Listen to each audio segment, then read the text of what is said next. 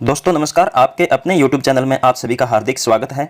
दोस्तों आज के वीडियो में हम बात करेंगे परीक्षा परिणाम 70 2021-22 के लिए कक्षा क्रमोन्नति नियम क्या हैं, स्माइल 3.0 मॉड्यूल में अंक प्रविष्टि के दिशा निर्देश क्या हैं और जनरेट रिजल्ट में नोट वेरीफाई आता है, क्या करें। केवल एक वीडियो के अंदर आपको संपूर्ण जानकारी दी जाएगी। विभाग के द्वारा शाला दर्पण पोर्टल के ऊपर कक्षा क्रमोन्नति और अंक प्रविष्टि के संबंध में विस्तृत दिशा निर्देश जारी कर दिए गए हैं, जिनके बारे में हम विस्तृत चर्चा इस वीडियो के दौरान करेंगे। तो वीडियो आपके लिए काफ़ी इन्फॉर्मेटिव और यूजफुल होने वाला है। वीडियो को शुरू से अंत तक जरूर देखिएगा। साथ ही हम देखेंगे कि ये जो नियम और दिशा निर्देश जारी किए गए हैं, इनकी PDF हम शाला दर्पण से किस प्रकार से डाउनलोड कर सकते हैं और इनकी सहायता से हम अपना कार्य है वो कर सकते हैं। दोस्तों इसके अलावा आपको डिस्क्रिप्शन बॉक्स में मेरे टेलीग्राम चैनल का लिंक मिल जाएगा, वहां पर क्लिक करके आप टेलीग्राम चैनल ज्वाइन कर ले। वहां पर भी आप इन दिशा निर्देशों की PDF फाइल देख सकते हैं। साथ ही विभाग के द्वारा जो अन्य महत्वपूर्ण आदेश प्रसारित किए जाते हैं समय समय पर, उनके संबंध में भी आपको संपूर्ण जानकारी टेलीग्राम चैनल के माध्यम से समय समय पर मिलती रहती है। दोस्तों अभी तक चैनल को सब्सक्राइब नहीं किया तो प्लीज़ चैनल को सब्सक्राइब कर लें और इसी तरह के नवीनतम वीडियो के नोटिफिकेशन प्राप्त करने के लिए बेल आइकन प्रेस करके ऑल नोटिफिकेशन ऑन कर लें। तो चलिए दोस्तों वीडियो शुरू करते हैं।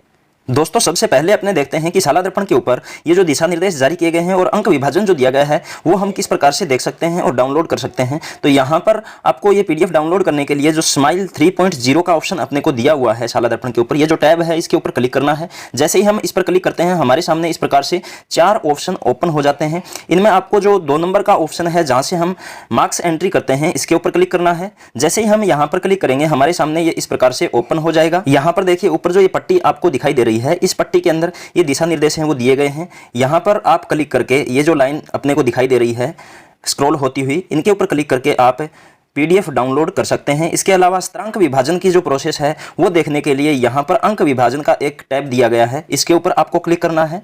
जैसे ही इस पर क्लिक करते हैं हमारे सामने इस प्रकार से पूरा अंक विभाजन है वो ओपन हो जाता है और जब हम अंक प्रविष्टि करते हैं तो इसकी सहायता से आसानी से हम अंक प्रविष्टि कर सकते हैं। दोस्तों अब बात करते हैं कक्षा क्रमोन्नति के नियम क्या हैं। तो यहाँ देखिए आप 70 2021-22 के लिए कक्षा क्रमोन्नति नियम।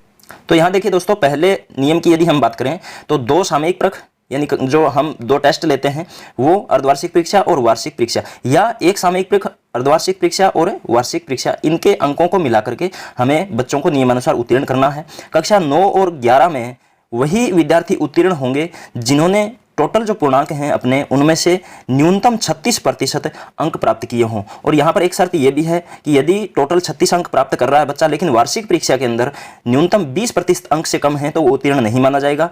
वार्षिक परीक्षा में न्यूनतम 20% अंक प्राप्त करना अनिवार्य है। दूसरे नियम की यदि हम बात करें तो जिन विषयों के लिए प्रायोगिक परीक्षा और लिखित परीक्षा या सैद्धांतिक परीक्षा अलग अलग होती हैं उनमें अलग अलग उत्तीर्ण होना आवश्यक है।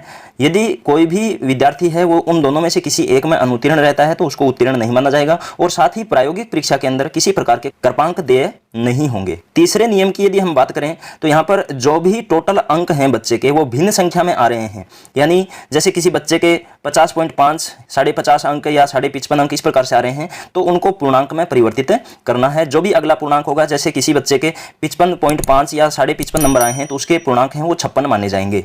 अगले नियम की यदि हम बात करें तो कोई विद्यार्थी किसी ऐसे विद्यालय से आता है जहां पर सामयिक परीक्षा का आयोजन नहीं किया जाता तो उस विद्यार्थी के लिए विद्यालय स्तर पर अपने को एक समिति बनानी है और एक सामयिक लिखित परीक्षा का आयोजन करवाना है, एक टेस्ट लेना है बच्चे का और अर्धवार्षिक और वार्षिक इन तीनों के आधार पर उस बच्चे का परिणाम अपने को घोषित करना है। उसके बाद यदि बिंदु नंबर 5 की बात करें यहाँ पर हम, तो उसी बच्चे को उत्तीर्ण घोषित किया जाएगा जिसने कम से कम 1 सामयिक प्रख और वार्षिक परीक्षा या अर्धवार्षिक और वार्षिक परीक्षा में भाग लिया हो। अगर सिर्फ वार्षिक परीक्षा में बच्चे ने भाग लिया है तो उसको उत्तीर्ण घोषित हम नहीं कर सकते नियमानुसार। बिंदु संख्या 6 की यदि हम बात करें तो अतिरिक्त विषय जो हैं अपने कला शिक्षा है, स्वास्थ्य शारीरिक शिक्षा, जीवन कौशल, इस प्रकार के उनके अंदर टोटल 100 अंक हैं और उन 100 अंकों में से जितना भी बच्चा प्राप्तांक प्राप्त करता है उसके आधार पर अपने को ग्रेडिंग निर्धारित करनी है। बच्चे को ग्रेड देनी है A+ से लेकर के D तक। और इसके अंदर यदि कोई बच्चा अन्य विषय के अंदर अनुत्तीर्ण हो जाता है या अनुपस्थित होता है फिर भी उस बच्चे को उत्तीर्ण घोषित किया जाएगा, लेकिन उसकी जो श्रेणी है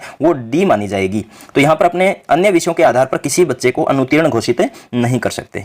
7 नंबर बिंदु की यदि हम बात करें तो कोई ऐसा विद्यालय है जो नव क्रमोन्नत है या माध्यमिक शिक्षा बोर्ड के द्वारा जो मूल परीक्षा या पूरक परीक्षा है और विलंब से उसका परिणाम घोषित किया गया है, तो ऐसी कंडीशन के अंदर जिस बच्चे ने किसी भी सामयिक प्रख या परीक्षा के अंदर जो परिणाम घोषित होने से पहले या विद्यालय के क्रमोन्नत होने से पहले हो चुकी है, उसमें भाग नहीं लिया है, तो उस बच्चे को शेष जो परीक्षाएं हुई हैं उन परीक्षाओं के अंदर जो भी पूर्णांक हैं उनके योग के आधार पर अपने को उत्तीर्ण घोषित करना है। यानी ऐसी कंडीशन के अंदर हमें बच्चों को अनुत्तीर्ण घोषित नहीं करना है।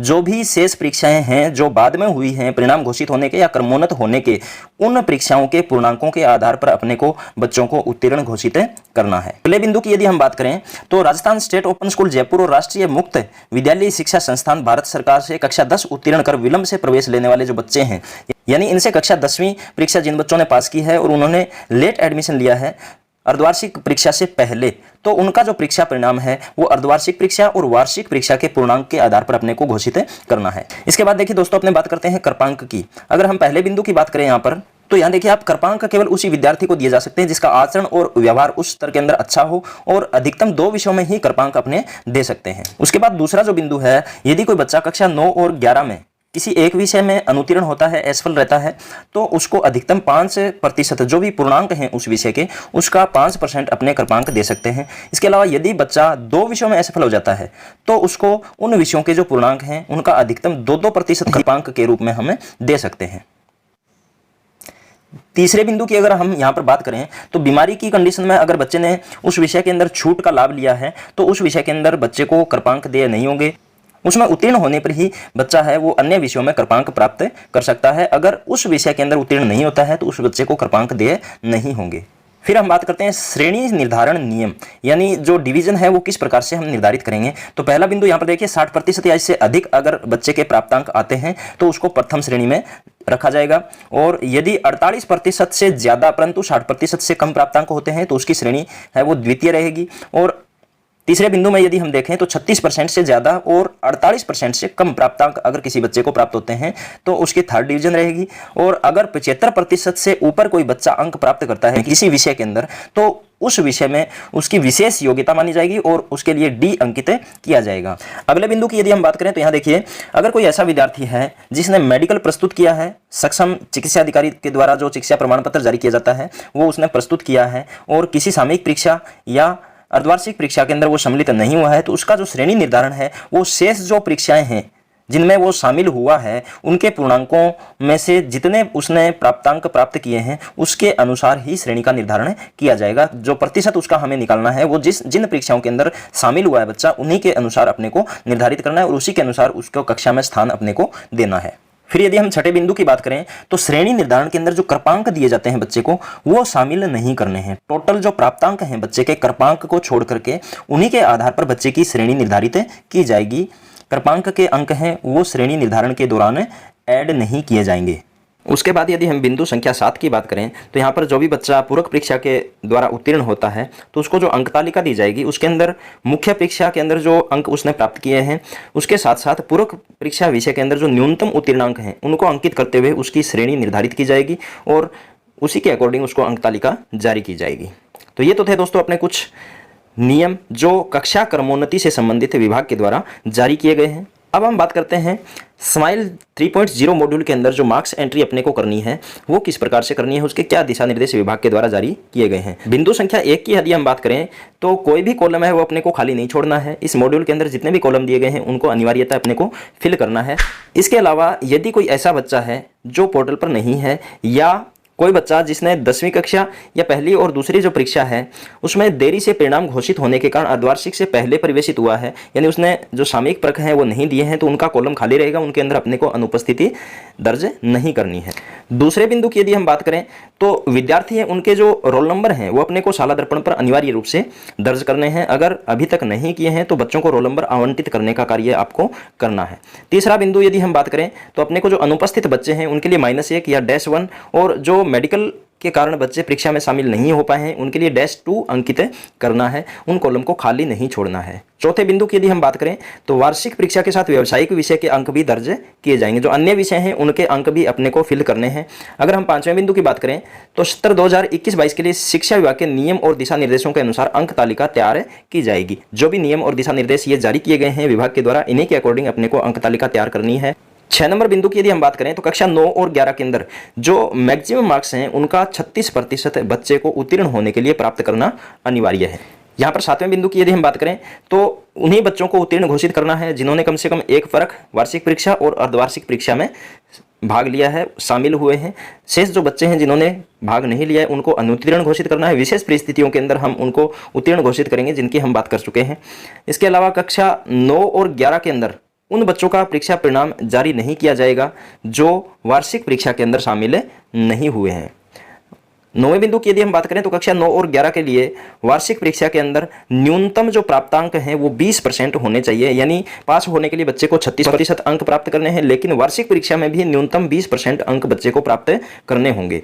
यहाँ पर 10 नंबर बिंदु की यदि हम बात करें तो कक्षा 9वीं और 11वीं के लिए जो छात्र छात्राएं वार्षिक परीक्षा में बिना सूचना के अनुपस्थित हैं उनका परिणाम तैयार नहीं किया जाएगा, किंतु रुग्णता प्रमाण पत्र के आधार पर छात्र वार्षिक परीक्षा में पुनः परीक्षा हेतु पात्र होंगे। जो बच्चे बिना किसी सूचना के एब्सेंट रहे हैं उनका परिणाम घोषित नहीं किया जाएगा, लेकिन यदि कोई बच्चा मेडिकल प्रस्तुत करता है तो वो पुनः परीक्षा के अंदर बैठने के लिए पात्र होगा। 11वें बिंदु की यदि हम बात करें तो छात्र अधिकतम 2 विषयों में पूरक परीक्षा के लिए पात्र होंगे। 2 से ज्यादा विषयों के अंदर सप्लीमेंट्री एग्जाम है वो बच्चा नहीं दे सकता। 12वां बिंदु यदि हम देखें तो कक्षा 1 से 4 और 6, 7 में पुनः परीक्षा अथवा पूरक परीक्षा का कोई प्रावधान नहीं है। केवल 9वीं और 11वीं कक्षा के अंदर ही पूरक परीक्षा हो सकती है। कक्षा 1 से 4 और 6, 7 के अंदर किसी प्रकार की पूरक परीक्षा का आयोजन नहीं होने वाला है।